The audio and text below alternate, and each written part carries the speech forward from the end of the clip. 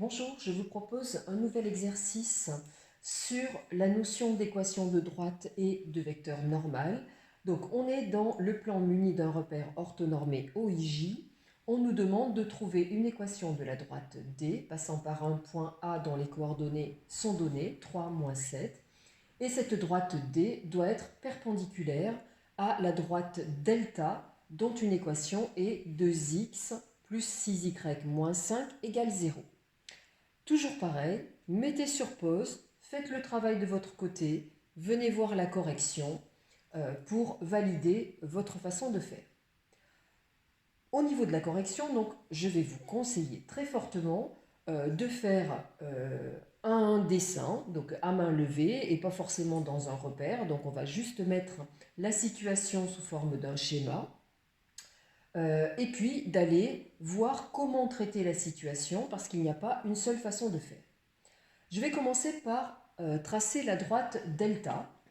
Donc voilà, vous avez une droite, alors peu importe comment elle est, donc là l'objectif c'est juste d'avoir une idée de ce qui se passe. Un point A, alors il est sur delta ou il n'y est pas, ça ne va pas avoir grande importance.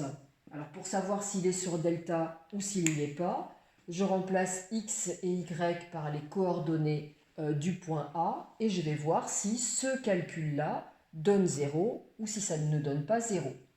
Donc là, je peux aller voir. Donc 2 multiplié par 3, cela va donner 6. 6 multiplié par moins 7, donc moins 42. 6 moins 42, ça va donner moins 36. Moins 36 moins 5, cela donne moins 41. Ça ne donne pas 0, donc ça veut dire que le point A n'est pas sur la droite delta. Donc mon dessin est tout à fait représentatif de ce type de situation. La droite qui nous intéresse et celle pour laquelle on doit trouver une équation, c'est la droite que je vais venir tracer, qui passe par le point A, qui est perpendiculaire à la droite delta. Alors là, il faudrait que je prenne une équerre. J'ai rappelé que je faisais à main levée. Donc approximativement, voilà, vous avez ici un angle droit. Mon objectif, c'est de trouver une équation de cette droite. Et je me rappelle que pour trouver une équation de droite, eh bien, soit il me faut minimum 2 points, soit il me faut un point et un vecteur directeur, et à ce moment-là, je travaille avec la collinéarité, soit un point et un vecteur normal, et à ce moment-là, je travaille avec l'orthogonalité. Alors, ici, eh bien, pour l'instant, je n'ai qu'un point. Mais par contre, je sais que j'ai une droite delta dont je peux extraire, pour la droite delta, un vecteur directeur et un vecteur normal. Je vais le mettre en évidence sur le dessin. Donc ici, je vais mettre en noir un vecteur directeur, voilà, que je vais appeler U. Et je vais mettre en rouge un vecteur normal, que je vais appeler N. Voilà. Donc ici, je suis sur la droite delta.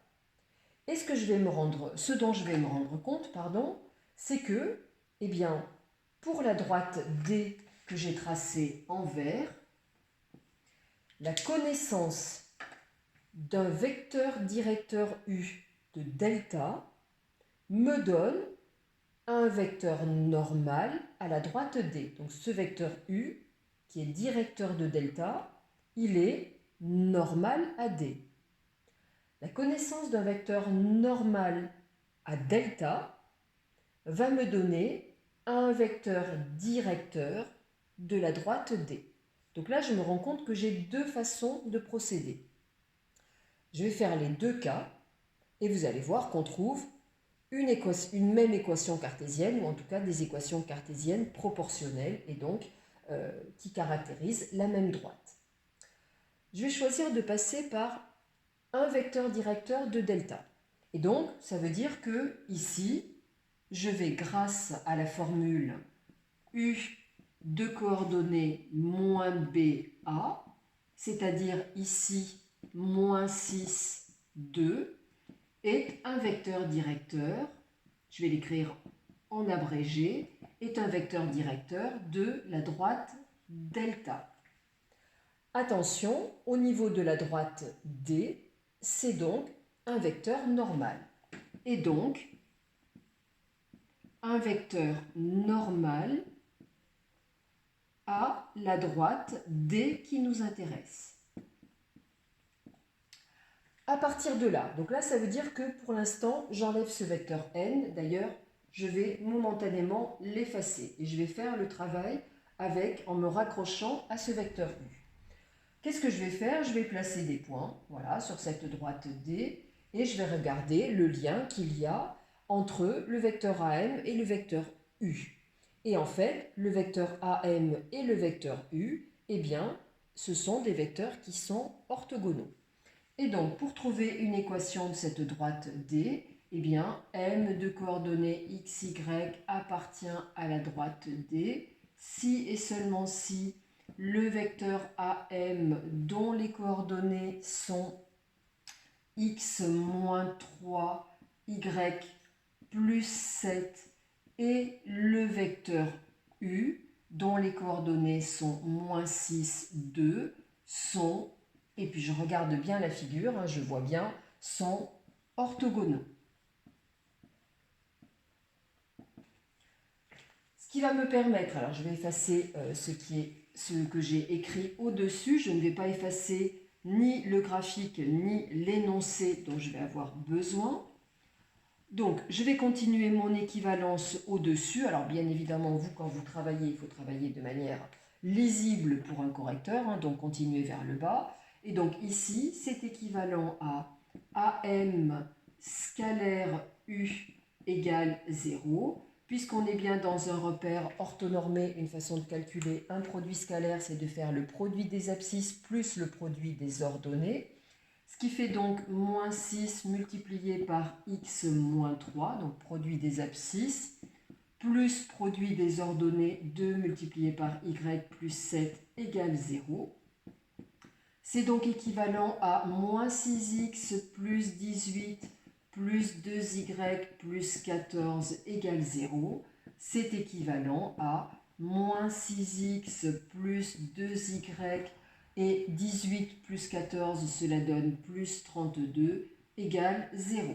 Et on a ici une équation cartésienne de la droite D qui nous intéresse. D'ailleurs, on pourrait en trouver une autre en divisant tout par 2, c'est-à-dire quelqu'un qui continue l'équivalence en disant équivaut à moins 3x plus y plus 16 égale 0, eh bien, on a aussi une équation cartésienne de la droite D. Je vais maintenant montrer que je peux raisonner autrement qu'avec ce vecteur U. Je vais noter juste en mémoire là en bas ce que j'ai obtenu. Est-ce qu'on va obtenir exactement la même chose ou une équation proportionnelle? On va bien voir. Donc, on n'est pas obligé de passer par ce vecteur U, qui est un vecteur directeur de delta, tout simplement parce que quand on a une équation de droite, on sait tout aussi bien extraire un vecteur directeur qu'un vecteur normal. Donc, je vais passer par l'autre moyen de raisonner. Et donc, cette fois-ci, je vais passer par l'extraction d'un vecteur n, qui est un vecteur normal à la droite delta. Donc à ce moment-là, j'utilise le cours. Donc je vais dire que le vecteur n de coordonnées A, B, c'est-à-dire ici 2, 6, est un vecteur normal à la droite delta. Attention à bien attribuer à chaque droite ce qu'il faut. Et ce vecteur normal à delta, eh bien, est un vecteur directeur de D. Et donc, n est un vecteur directeur, là encore j'écris en abrégé, est un vecteur directeur de la droite D. J'efface mon vecteur U pour que ça ne m'encombre pas. Là aussi, je place des points M sur la droite D, je regarde ce qui se passe, et là, je me rends compte que cette fois-ci, le vecteur AM, que je sois dans cette situation-là, dans cette situation, que je viens de placer un point M ici, cette fois-ci, le vecteur AM et le vecteur N sont des vecteurs collinéaire. Donc, M de coordonnées x, y appartient à la droite D si et seulement si le vecteur AM dont les coordonnées sont x moins 3, y plus 7 et le vecteur N dont les coordonnées sont 2 et 6 sont collinéaires. Donc, un dessin, on voit bien qu'il est fondamental ici, parce que sinon c'est vite fait de se mélanger complètement les pinceaux entre la collinéarité, l'orthogonalité, vecteur normal, vecteur directeur. Donc le dessin va tout éclairer, donc vraiment je vous conseille de le faire sur un brouillon, vous pouvez aussi le laisser sur la copie. Je vais continuer l'équivalence, donc je vais effacer ce qui est écrit là. Donc la collinéarité, je rappelle que ça n'a rien à voir avec le produit scalaire cette fois-ci, c'est lié au déterminant des deux vecteurs, donc c'est équivalent à déterminant de AM U, N, c'était ici N égale 0. Comment on calcule le déterminant de deux vecteurs? Eh bien, c'est en faisant l'abscisse du vecteur AM multiplié par l'ordonnée du vecteur N moins l'abscisse du vecteur N multiplié par l'ordonnée du vecteur AM. C'est le principe du produit en croix des coordonnées, puisque des vecteurs collinéaires sont des vecteurs qui ont des coordonnées proportionnelles. Ça veut donc dire que x-3 fois 6, donc 6 multiplié par x-3, moins 2 multiplié par y plus 7, faites bien attention à ce moins devant la parenthèse, c'est égal à 0. Ce qui donne donc 6x moins 18 moins 2y moins 14 égale 0.